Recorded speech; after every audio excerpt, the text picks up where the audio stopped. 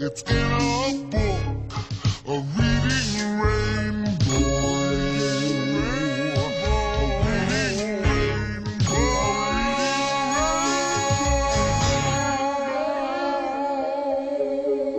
Of death.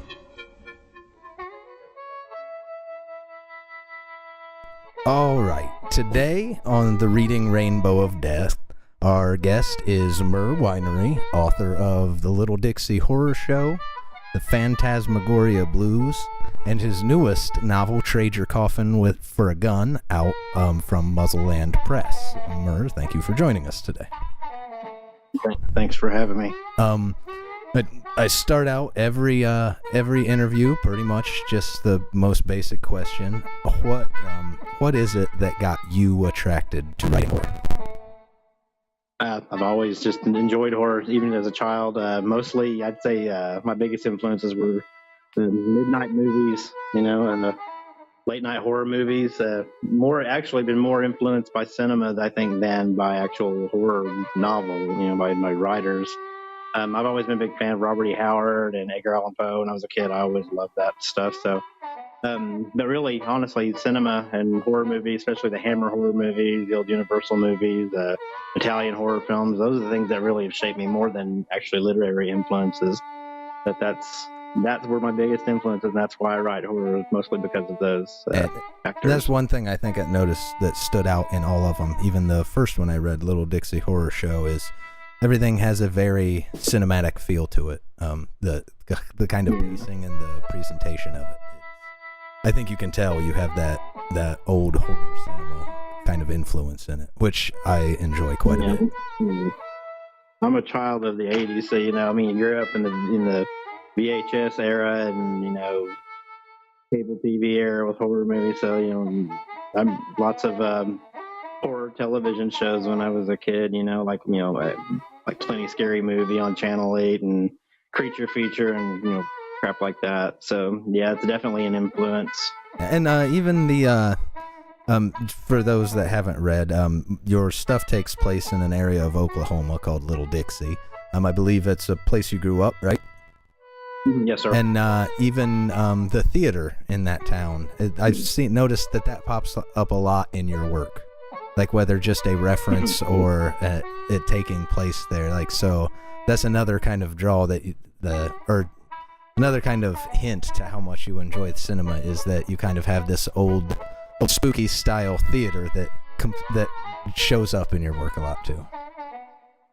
Yeah, it was when I was growing up down in southeastern Oklahoma, there was actually a theater that's based on.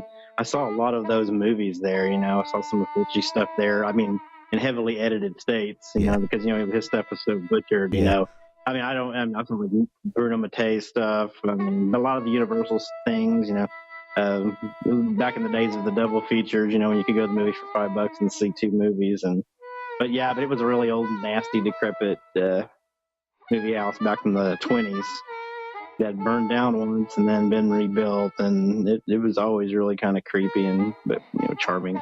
Yeah, it seems to fit well in your world that you've built. It that just has the proper feel to it. And speaking of those Italian movies, I just finished your new one, Trade Your Coffin for a Gun, which is one of my favorite books, easily top 3 or 4 books that I've read over the last year. It was fantastic. The nods to Italian cinema, horror and Western it's just littered all over the place in it. Yeah. Oh, definitely. And crime, and a big influence too. I don't know how familiar you are with Italian crime films, but a lot of the '70s Italian crime films were a huge influence on it as well. Just the anti-heroes and the Trade Your Coffin for a Gun were based on a lot of the antics I've seen in some anti-heroes in the Italian crime films. Specifically, a movie called Live Like a Cop, Die Like a Man. That was a major influence on the book as well. You should watch it if you've never seen it. I have not. A lot of my Italian experience kind of falls mainly into Fulci and Argento. Outside of those two, and the spaghetti westerns. I grew up watching I grew up watching those, a lot of those, but that's kind of the end of my knowledge. But yeah, I read through the author's note afterwards and checked off a lot of those movies. I got plans to watch those when the time comes available. What's your favorite spaghetti western? I grew up on Eastwoods, so the Eastwood movies are kind of are kind of take the cake. Those are the ones I've seen a million times. The other ones are just kind of the other ones are just kind of they were on. The Eastwoods were the ones that played over and over and over at my house. There was an awful lot of them, so yes, there were quite a few, but and I lose sometimes which ones ended up being those and which ones didn't. So much Eastwood played, but the Hang 'em High and The Good, the Bad, and the Ugly, Outlaw Josie Wales, and yeah, exactly. That's totally a spaghetti western, even though it's Eastwood's movie.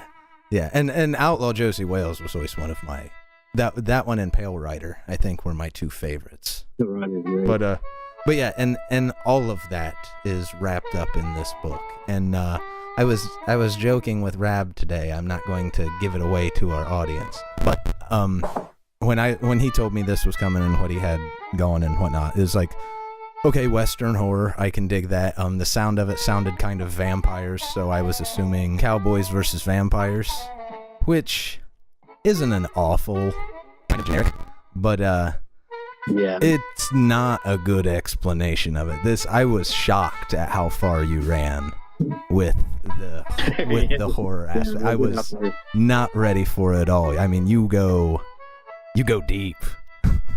It is a gory, disgusting. It is a good, gory, disgusting, wild ride, and written in a pacing that makes it a blast. Thank you so much. I appreciate that. So I'll keep some of the spoilers, but out so it can surprise people as well. But don't just be expecting like vampires. There are ghoulish vampire stuff in it, but the dark forces run a lot deeper than just a vampire. So, but that's when it gets weird. It gets weird. Yeah. Like there was one part in it that I was like, okay, he's gonna go this route with it. Let's see how he kind of Let's see how he kind of dances around and handles this in a classy. Oh, nope, that's just a cult that does that. Huh. And I wasn't ready for it at all, and it completely caught me off guard, but in a great way. Like it tickled every horror bone in my body in the right way. Great. So, and now that was one question specifically I wanted to ask you about that. Do you ever hit a point to where you're like, no, I can't do this? Not yet. Not yet. So, and that was, I haven't really.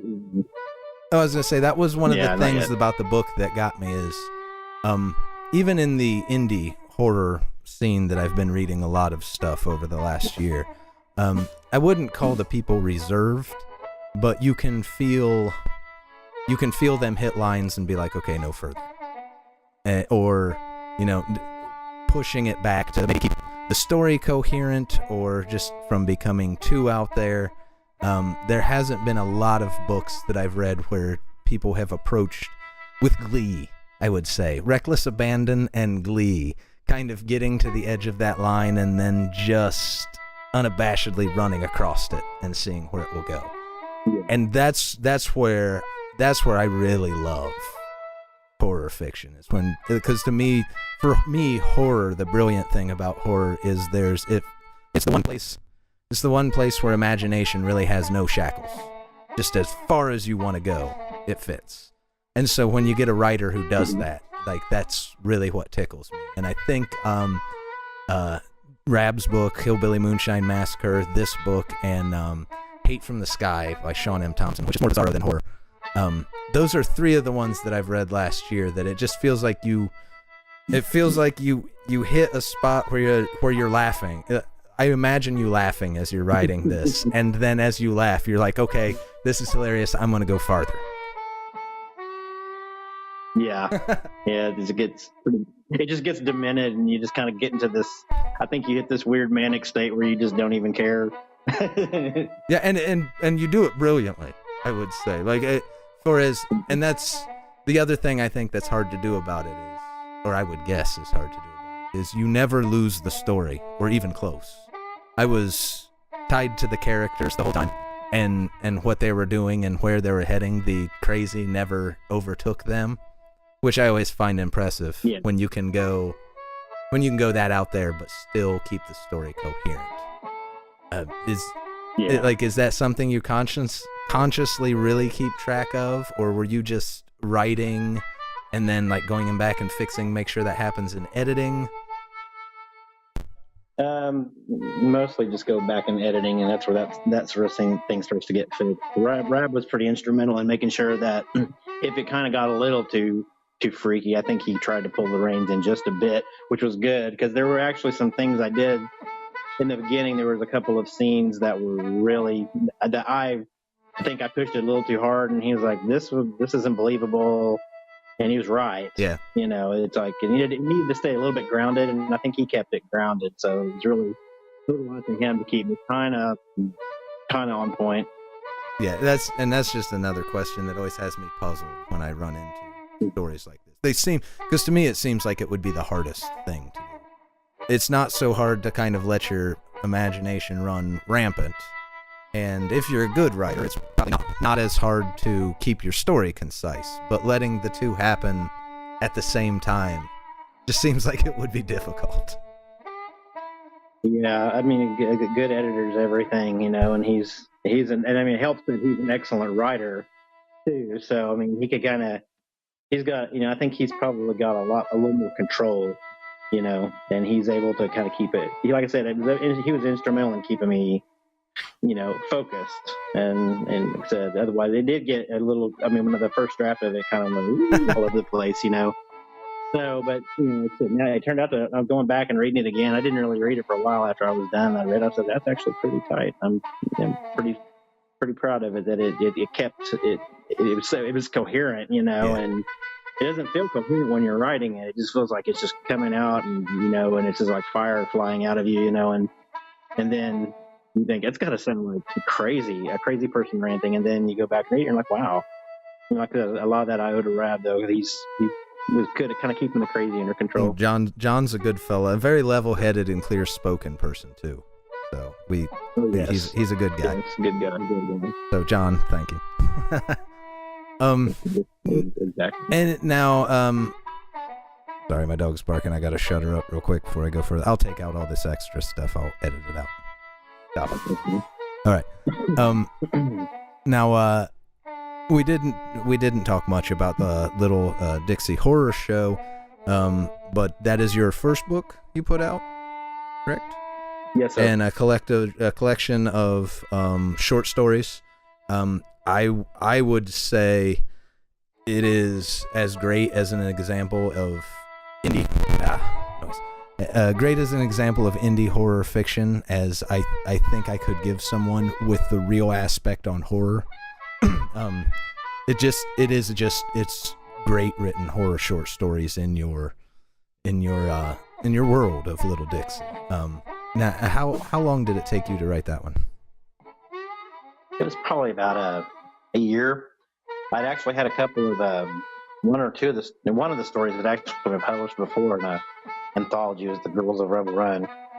And after that, I had some mutual friends in Oklahoma City that were in the music scene, and he introduced me to Literati Press, which was Charles Martin, who put the book out. And I just sent him a couple of things, and he liked it, and he said we could do something with it, and we put it together.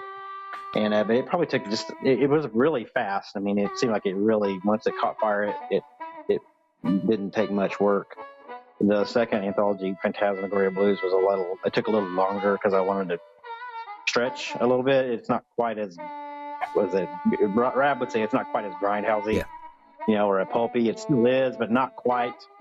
I think it's a more disturbing and dark book, but it's definitely not as pulpy as Little Dixie Horror Show, And which I think works for it because it's me stretching my wings a little bit on it, and I like it. and It's a little harder to get into. I started reading that, but I was right in the when I got it. I was right in the middle of the Mississippi Bones album, and concentration on anything at that time. So I ended up putting that one up. I just kind of set it aside and was like, I'll get to that when I can concentrate. So Sure. so Yeah. I can't specifically recommend that one because I haven't read it, but I am glad you talked a little bit about it because I imagine it's quite great. The other two of yours I read have been fantastic. So Thank you. let me see. We're about at the 16-minute mark, so we'll just kind of anything new you got coming on the horizon that you would want to plug, letting people know where they can find you, and let that noise get out. Letting people know where they can find you and your stuff. You can find me on Facebook on my Mer Whinery Facebook page. I have a website. It's www.littledixieforce.com. Right now, I'm kind of not really sure what I'm going to do next. I've been writing a bunch of short stories for another possible collection, but I might write another novel. So I've got a couple things I'm kind of juggling at the moment. Right now, I'm just trying to focus on plugging Trade Your Coffin for a Gun and see how that goes. I don't really have anything definite about what I'm going to do next yet, though. Well, and there you go, everyone. Go hunt him down. As I said, Trade Your Coffin for a Gun. I recommend both the books that I've read, but Trade Your Coffin for a Gun. Really, it caught me completely off guard, and I think I read it in 2 days. I think when I finally picked it up and started over again, I couldn't put it down. It was disgusting, horrific, action fun. So it's like trashy airport book. Yes, it's everything you talked about in the beginning, talking about it, and done in the perfect balance of all of them. It's just such a great book, so everyone go read that because it is fantastic. And Mer, thanks for joining us today on the Reading Rainbow of Death. I appreciate your time. Thanks, buddy. Bye-bye. Yep.